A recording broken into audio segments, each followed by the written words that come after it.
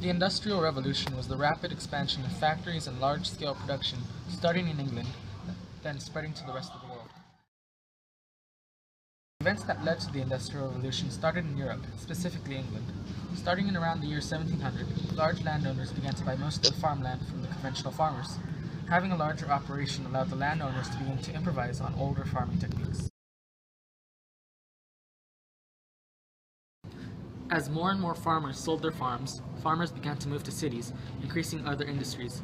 The increase in steel led to a greater need for trains, and vice versa, in a positive feedback loop, each industry driving the other's value. The immediate effects of this were a dramatic increase of cities. Millions began to move to English cities, taking jobs and housing. Factory jobs sprung near sources of power, such as rivers and mines. Cities built up around factory towns. The economy began to boom. However, there had to be a labor force behind the new prosperity. Child labor was one of the driving forces behind the factories during the Industrial Revolution. Every day, thousands of children woke up before dawn and set off to work in the textile factories, coal mines, and other foundries. They were often given no breaks, were beaten, and worked long, full hours. Many developed injuries and other problems from the hazardous condition within the factories. When they were finally released from the jobs, factory workers went home to cramped, damp, dank living areas inhabited by too many people.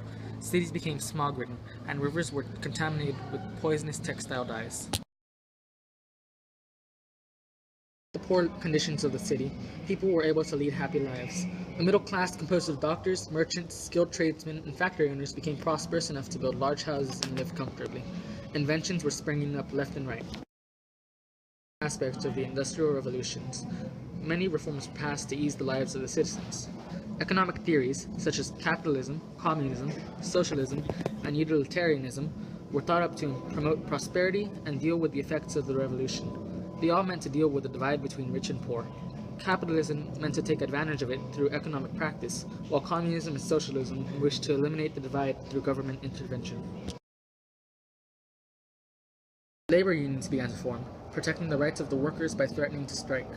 In the 1820s and 30s, laws were passed to combat child labor, and from women or children from working in mines. Similar laws followed in the U.S. Abolition movements also emerged through the Industrial Revolution, and slavery was abolished in many countries by the end of the 19th century. Finally, public education emerged to prepare children for a life in industries. Today's life would not be feasible, much less possible, without the events of the Industrial Revolution. Many things we may take for granted, such as clothing, transportation, schooling, fair jobs, and our excess of property, would not have been possible unless there was an increase of production during the Industrial Revolution and the reforms that followed it.